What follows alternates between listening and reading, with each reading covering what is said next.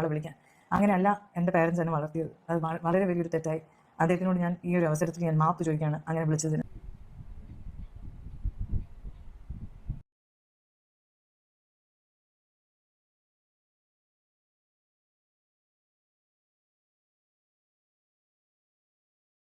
അതിനുശേഷം ഞാൻ എഴുതിയിരിക്കുന്നത് every student is someone's child. ഓരോ സ്റ്റുഡന്റും ഒരാളുടെ കുഞ്ഞാണ്, ഒരാളുടെ ഡ്രീമാണ്, somebody's dream, someone's entire world, ഒരാളുടെ. അങ്ങനെ പേളിമാണി എക്സ്പ്ലനേഷനുമായിട്ട് വന്നിട്ടുണ്ട്. ആ വീഡിയോ എക്സ്പ്ലനേഷൻ വീഡിയോ ആയിട്ടാണ് പേളിമാണി പോസ്റ്റ് ചെയ്തിരിക്കുന്നത്. പക്ഷേ എനിക്കത് കണ്ടപ്പോഴത്തേക്ക് എക്സ്പ്ലനേഷൻ അല്ല, ട്രാൻസ്ലേഷൻ ആയിട്ടാണ് എനിക്ക് തോന്നിയത്. കാരണം നമുക്കൊന്നും ഇംഗ്ലീഷ് അറിയത്തില്ല. അപ്പം ഇംഗ്ലീഷിൽ എഴുതി വെച്ചിട്ട് ഇംഗ്ലീഷിൽ പറഞ്ഞിട്ട് നമുക്ക് ട്രാൻസ്ലേറ്റ് ചെയ്ത് തരുന്നതായിട്ടാണ് എനിക്ക് തോന്നിയത്. അപ്പം ആ വീഡിയോ കണ്ടിട്ട് അങ്ങനെ തോന്നിയിട്ടുള്ള ആളുകളൊക്കെ ഒന്ന് ലൈക്ക് അടിക്കണം. എത്ര ആളുകൾക്ക് അതൊരു എക്സ്പ്ലനേഷൻ അല്ല ട്രാൻസ്ലേഷൻ ആണെന്ന് തോന്നിയിട്ടുള്ള ആളുകളൊക്കെ ഒന്ന് ലൈക്ക് അടിക്കണം. അതുപോലെ പേളിമാണിയെ ഫോളോ ചെയ്തിട്ട് അൺഫോളോ ചെയ്തിട്ടുള്ള ആളുകൾ കൂടി ഒന്ന് ലൈക്ക് അടിക്കണേ. എത്ര ആളുകൾ അങ്ങനെ അൺഫോളോ ചെയ്തിട്ടുണ്ടെന്ന് അറിയാനാണ്. പിന്നെ ഇത് ഇങ്ങനെയുള്ള ആളുകളെ ഒന്നും ഫോളോ ചെയ്യാത്തതുകൊണ്ട് എനിക്ക് എൻ്റെ ആവശ്യം വന്നിട്ടില്ല.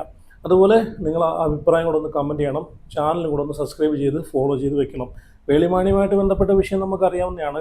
എല്ലാവരും പേളിമാണിയോട് പറഞ്ഞ് പേളിമാണി നിങ്ങളൊരു അഭിപ്രായം പറ. ജന്തർ മന്ദറിൽ നമ്മുടെ പിള്ളേർ പോയി കിടന്ന് അടി മേടിച്ച് കൂട്ടുന്നുണ്ട്, സമരം ചെയ്യുന്നുണ്ട് നീറ്റ് പരീക്ഷ ക്രമക്കേടുമായിട്ട് ഉള്ള വിഷയത്തിൽ.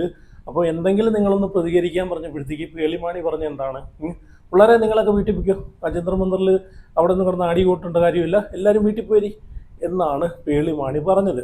അപ്പോൾ അത് ഭയങ്കര വിവാദമായൊരു പോസ്റ്റാണ്. അങ്ങനെ പോസ്റ്റ് വിവാദമായപ്പോഴത്തേക്ക് പേടിച്ച് പോസ്റ്റ് പിൻവലിച്ച് ഡിലീറ്റാക്കി പോയി. അപ്പം തന്നെ ഇഷ്ടപ്പെടുന്ന ഫോളോവേഴ്സ് ഒരു 5 ലക്ഷം 6 ലക്ഷത്തോളം ഫോളോവേഴ്സും അവർ അൺഫോളോ അടിച്ചു പോയി. ഇപ്പം എനിക്ക് തോന്നുന്നു പേളിമാണി ഒന്ന് പേടിച്ചെന്ന് തോന്നുന്നു. വേറെ ഒന്നുമല്ല, കുറേ ഫോളോവേഴ്സ് പോയി, 5-6 ലക്ഷം പേര് ഫോളോവേഴ്സ് പോയി. ഇവരാരും ഇനി തിരിച്ചു വരുമെന്ന് തോന്നുന്നില്ല, വരത്തില്ല, അത് വേറെ കാര്യം. കാരണം ഇപ്പം പേളിമാണി ഒരുപാട് ഇഷ്ടപ്പെടുന്ന ആളുകളുണ്ടായിരുന്നു. ഇപ്പം പേളിമണിയുടെ സ്വഭാവം എന്താണെന്ന് ഒരുമാതിരിപ്പെട്ട ആളുകൾക്കൊക്കെ ആ ഒരു പോസ്റ്റിലൂടെ മനസ്സിലായിട്ടുണ്ട്. അതുകൊണ്ട് ഇനി അവരാരും തിരിച്ചു വരത്തില്ല. അത് മനസ്സിലാവാത്തുള്ള ആളുകളൊക്കെയാണ് അങ്ങനെ ഫോളോ ചെയ്ത് വെച്ചേക്കുന്നത്. അപ്പം പിന്നെ മാത്രമല്ല, ഇതിലൂടെ സോഷ്യൽ മീഡിയ കൊണ്ടാണ് പേളിമാണി ഇപ്പം പോകുന്നത്. സോഷ്യൽ മീഡിയയിൽ ഈ പറഞ്ഞിട്ടുള്ള പേളിമാണിയുടെ വീഡിയോസിനൊക്കെ അത്യാവശ്യം നല്ല വ്യൂവർഷിപ്പും കാര്യങ്ങളൊക്കെ ഉണ്ട്. ഓഡിയൻസ് ഒരുപാട് ആളുകൾ പേളിമാണിയുടെ വീഡിയോസ് കാണുന്നുണ്ട്. ഇനി ചിലപ്പം അതും ഉണ്ടാവത്തില്ല. ചിലപ്പോൾ അതൊക്കെ പേടിച്ചിട്ടായിരിക്കാം വീണ്ടും ഒരു എക്സ്പ്ലനേഷനുമായിട്ട് വന്നത്. അപ്പോൾ ഈ ഒരു എക്സ്പ്ലനേഷന് ഇങ്ങനെ ട്രാൻസ്ലേറ്റ് ചെയ്യേണ്ടതിൻ്റെ ആവശ്യം എന്താണെന്നാണ് ഞാൻ ആലോചിക്കുന്നത്. അത് മലയാളത്തിൽ വന്ന് പറയാമായിരുന്നു. ഇത് എഴുതി വെച്ചിട്ട് അത് വന്നിട്ട് ഞങ്ങൾക്കൊന്നും ഇംഗ്ലീഷ് അറിയത്തില്ല, എന്നെ ഫോളോ ചെയ്ത് വെച്ചേക്കുന്ന ആളുകൾക്കൊന്നും ഇംഗ്ലീഷ് അറിയത്തില്ല എന്നുള്ളൊരു തോട്ടും കൂടെ അവിടെ ഉണ്ടാക്കുവാണ്. അപ്പോൾ ഇംഗ്ലീഷിൽ വന്നിട്ട് ഇങ്ങനെ എഴുതി വെച്ചിട്ട് വായിക്കുവാണ്. അപ്പോൾ ഞാൻ പേളിമാണി ഇവിടെ പറയുന്ന കുറച്ച് കാര്യങ്ങൾ ഞാൻ വെച്ച് തരാം. അതിന് മുമ്പ് പേളിമാണിയെ അൺഫോളോ അടിക്കുന്ന ഒരു വീഡിയോ വൈറലായിട്ടുണ്ട്. അപ്പം തൂത്ത് പറക്കി അൺഫോളോ അടിയാണ്. ആ ഒരു വീഡിയോ കൂടെ ഞാൻ ഇവിടെ വെച്ച് തരാം. അതുകൂടെ നിങ്ങൾ കണ്ടുപോകെ.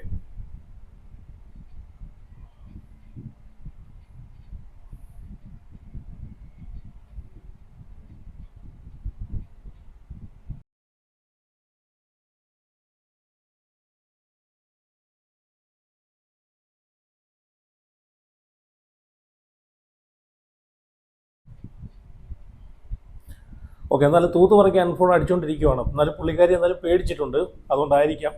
ഓക്കെ, എന്നാലും പേളിമണി പറയുന്നത് നമുക്കൊന്ന് കേട്ടു നോക്കാം. എൻ്റെ വാക്കുകളുകൊണ്ടും എൻ്റെ പോസ്റ്റിലെ കുറച്ച് കാര്യങ്ങൾ റീസെൻ്റ്ലി ഞാൻ ഇട്ടത് അതെനിക്ക് ക്ലാരിഫൈ ചെയ്തേ പറ്റുള്ളൂ. ബിക്കോസ് എന്നെ ഇവിടെ വരെ എത്തിച്ചത് നിങ്ങളാണ്. നിങ്ങൾ ആരെങ്കിലും പേളി പറയണം എന്ന് പറഞ്ഞിട്ട് എനിക്ക് കുറേ DM-ലൊക്കെ കുറേ മെസ്സേജ് വന്നിരുന്നു. So I took my time.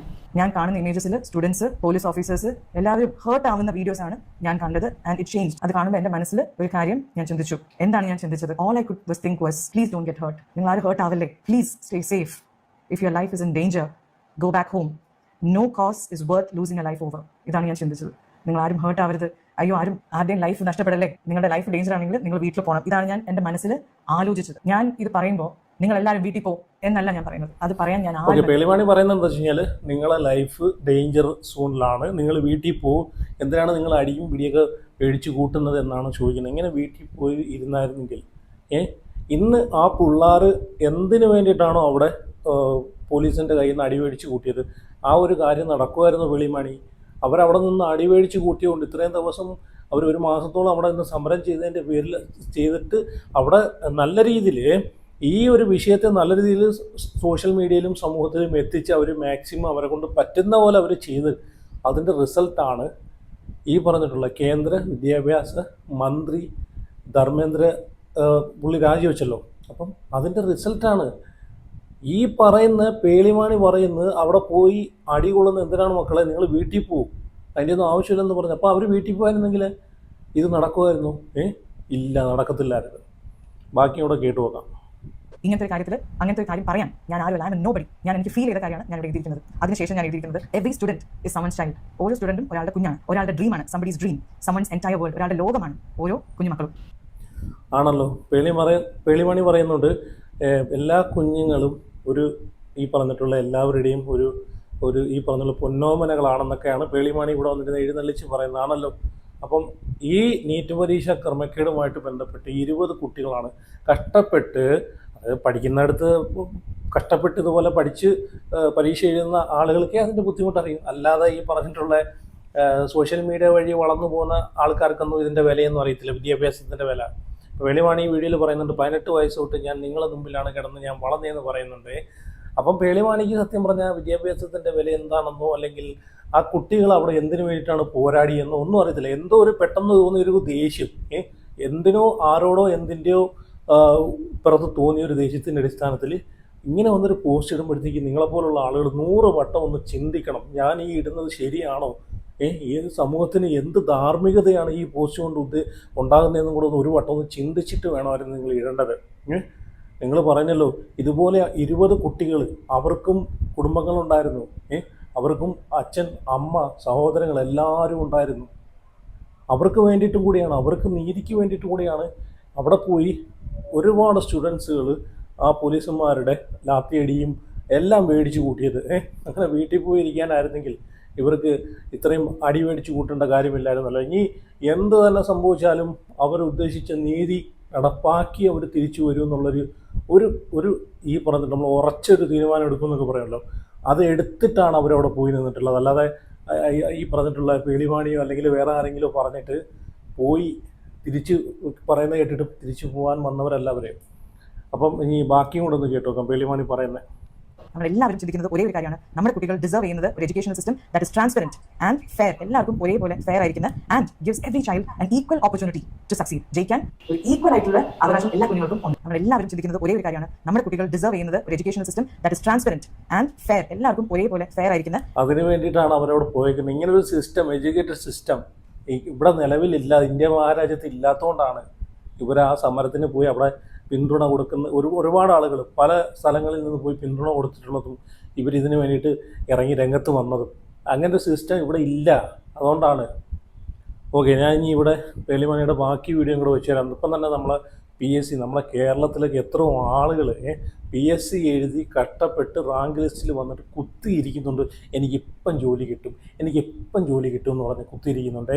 എന്നിട്ട് എത്ര പേര് അങ്ങനെ കുത്തിയിരുന്നിട്ട് മൂക്കിലും വായിലും പല്ല് ഇളകിയിട്ട് ലാസ്റ്റ് പറയും നിങ്ങളുടെ വയസ്സ് എക്സ്പയർ ആയി, നിങ്ങളുടെ പ്രായം കഴിഞ്ഞു എന്ന് പറയും.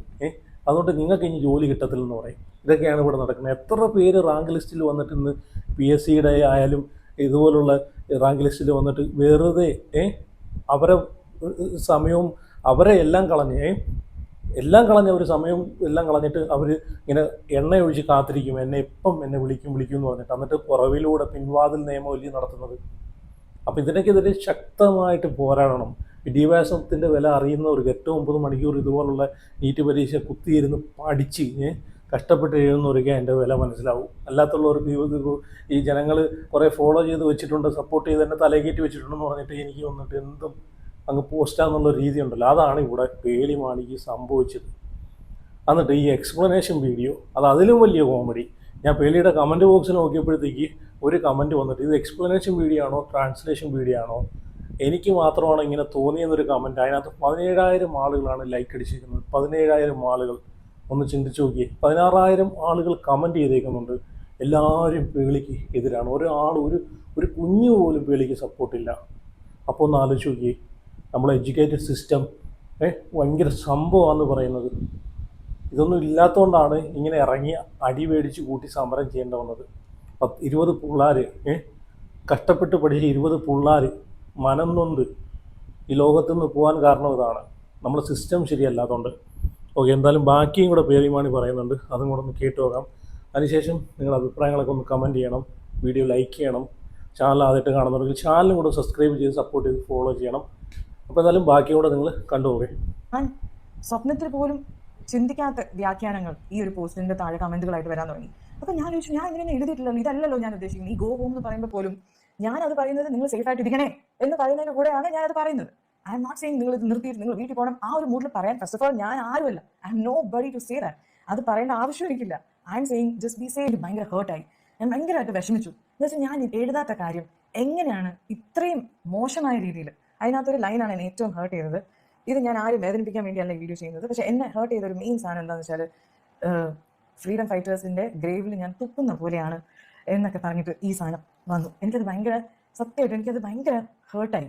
അത് കണ്ടപ്പം ഇത്രയും മോശമായിട്ട് ഞാൻ ഓണസ്റ്റ് ആയിട്ടും എൻ്റെ മനസ്സിൽ തട്ടി എഴുതിയ ഒരു സാധനം ഇത്രയും നെഗറ്റീവായിട്ട് അതിനെ വ്യാഖ്യാനിച്ചപ്പം എനിക്ക് ഭയങ്കര വിഷമമായി.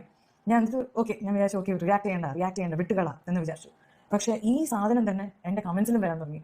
നീ അവരെ നോക്കി തുപ്പുവാണ്, ആ ഒരു ചീത്ത രീതിയിലൊക്കെ കമൻസ് ഒക്കെ വന്നു കഴിയുമ്പോൾ ഞാൻ ഭയങ്കര ഹേർട്ടായി. രാത്രി ഒരു 11 മണിയൊക്കെ ആയപ്പോഴേക്കും എനിക്ക് പറ്റുന്നില്ല, എനിക്ക് ഇതിനോട് റിയാക്ട് ചെയ്യണം. ഞാനപ്പോൾ ആംഗ്രി ആയി, എനിക്ക് ദേഷ്യം വരാൻ തുടങ്ങി. ഞാനും ഒരു മനുഷ്യനാണ്. So I was hurt and I thought okay ഇതിൻ്റെ ഒരു ക്ലാരിഫിക്കേഷൻ എനിക്ക് ഇടണം എന്ന് പറഞ്ഞിട്ട് ഞാനൊരു സ്റ്റോറി എഴുതി. ആ സ്റ്റോറിയാണ് നിങ്ങളുടെ മുമ്പിൽ പിന്നെ വന്ന ഒരു സ്റ്റോറി. ഞാൻ ഡിലീറ്റ് ചെയ്യുകയും ചെയ്തു. എന്താ വെച്ചാൽ അതിലൊരു കാര്യം ഞാൻ എഴുതിയത് അതൊരു വലിയ തെറ്റായിരുന്നു ഞാൻ എഴുതിയത്. അതുകൊണ്ട് ഞാൻ ഒരു 15-20 കുറച്ച് നേരം കഴിഞ്ഞിട്ട് കുറച്ച് നിമിഷങ്ങൾക്ക് ശേഷം ഞാനത് ഡിലീറ്റും ചെയ്തു. അതിനകത്ത് ഞാൻ ഈ പോസ്റ്റ് ഇട്ട ആളെ ഒരു ഫെയിൽഡ് ഫിലിം മേക്കർ എന്ന് വിളിച്ചു. അത് വളരെ വലിയ തെറ്റാണ്. നമ്മൾ ആരെയും അങ്ങനെ വിളിക്കാൻ പാടില്ല ഒരു ഫെയിൽഡ് എന്നോ. നമ്മൾ ആരുമല്ല അങ്ങനെ ഒരാളെ വിളിക്കാൻ. അങ്ങനെയല്ല എൻ്റെ പേരൻസ് എന്നെ വളർത്തിയത്. അത് വളരെ വലിയൊരു തെറ്റായി. അദ്ദേഹത്തിനോട് ഞാൻ ഈ ഒരു അവസരത്തിൽ ഞാൻ മാപ്പ് ചോദിക്കുകയാണ് അങ്ങനെ വിളിച്ചതിന്. I am sorry.